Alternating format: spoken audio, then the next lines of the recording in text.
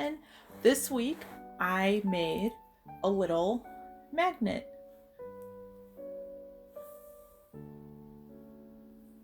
That's also a cat butt. This only took me maybe about 3 or so hours to make, but I wanted to really just kind of go over certain things such as adding little details. Nothing that I did was uh, really intricate. Um, this is more on the basic side, similar to what I did last week. However, last week had a few more intricate items that might be not suitable for beginners or might be a little bit more intimidating for beginners. So I decided to just work with basic shapes, in this case, such as circles. And I also went over how to make fuzzy items by means of essentially making your own wefts out of wool and adding it on.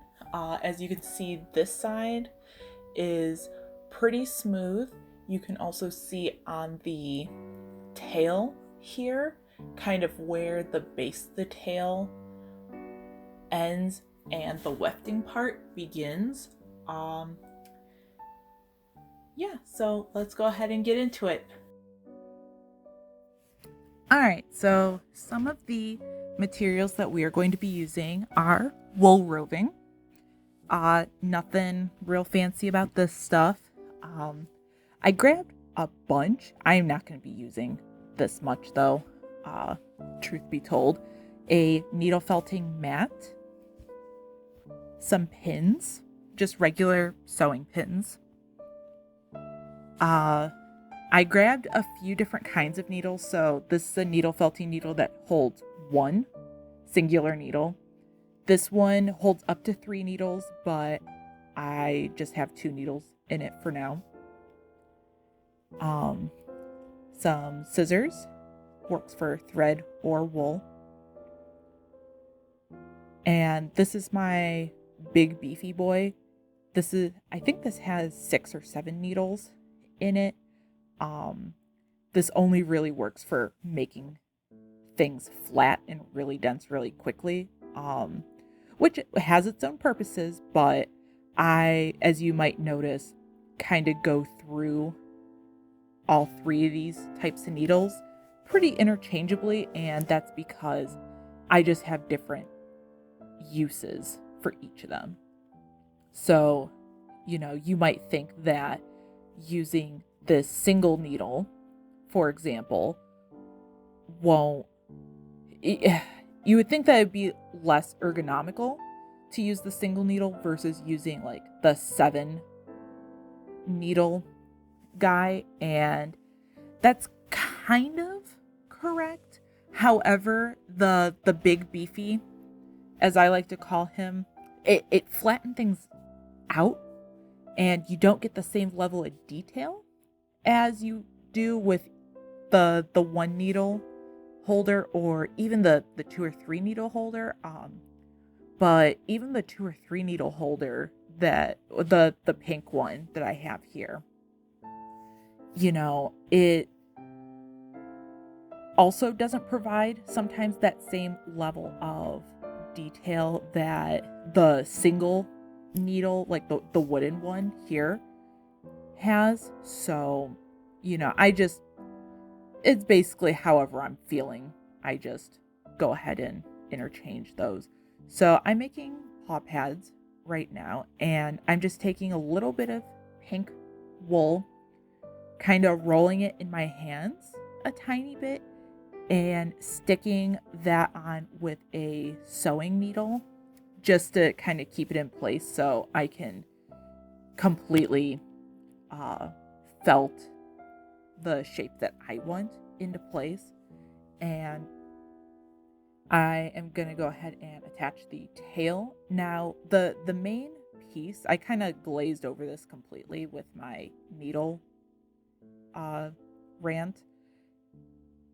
I kind of made a fortune cookie-esque shape for the base, and the tail is made the same way that I made the tail and arms and legs in my previous video, where I just kind of keep flattening out the wool with my needles and kind of keep lifting it off the mat, folding it, flattening it out, lifting it, flattening it out over and over and over again. Now, you might see a toothbrush here, and that's something that I completely forgot to bring up. I like using that to just kind of lightly brush out my felt. Alright, so let's go ahead and get into the fur making part of this video. I'm gonna spend a bit more time here with this.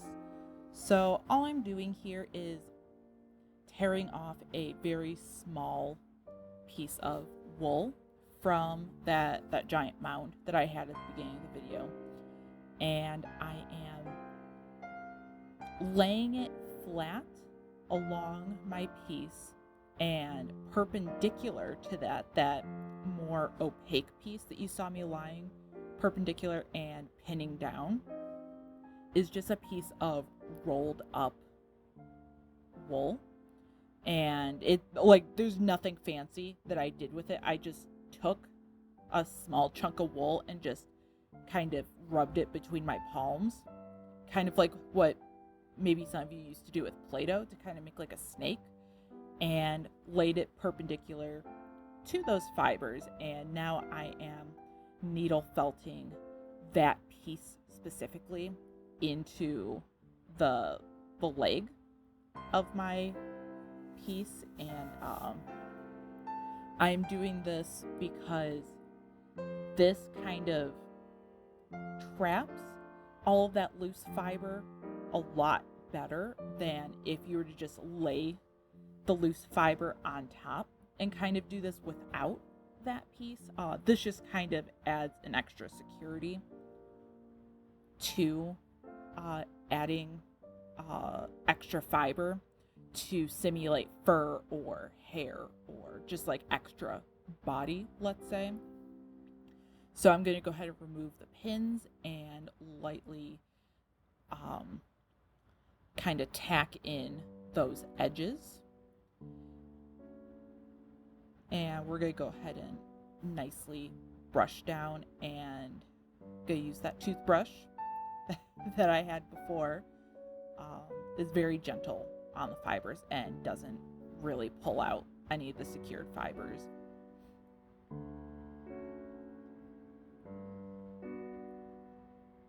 And we're just going to go ahead and keep doing that line by line.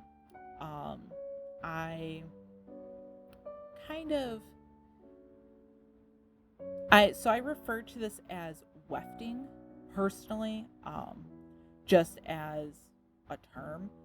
It is not completely similar to wefting, but it's also not completely dissimilar to wefting in my opinion. The wefts themselves are certainly not the same, sure, but you know, you're still kind of attaching pieces of loose fiber with something that might have just a little bit more stability right at the fold. It's just that the process is just a little bit different. So that's why I kind of refer to it as wefting, because I'm also just adding hair to this as well. But that whole deal aside, I'm going to go ahead and kind of keep brushing down the hair to kind of train it in a certain direction. And I cut parallel to the wool with my little snips to thin out the hair at the bottom, because one, we don't want just like a big, in this case, we don't want a big bushel of hair to kind of just be sticking out. Um, Two, as you can see with this cut piece that I have laying down right now, the edges are just very blunt. And you're not always going to see that with hair in general. Um, it's very rare that you're going to see very, insanely blunt cuts like that. So, you just kind of want to go ahead and blend it in with everything else so you have nice soft layers instead of very choppy blunt layers. Unless, again, that's what you want to go for. So we're just going to keep making our way up this leg, doing the same process that I showed before.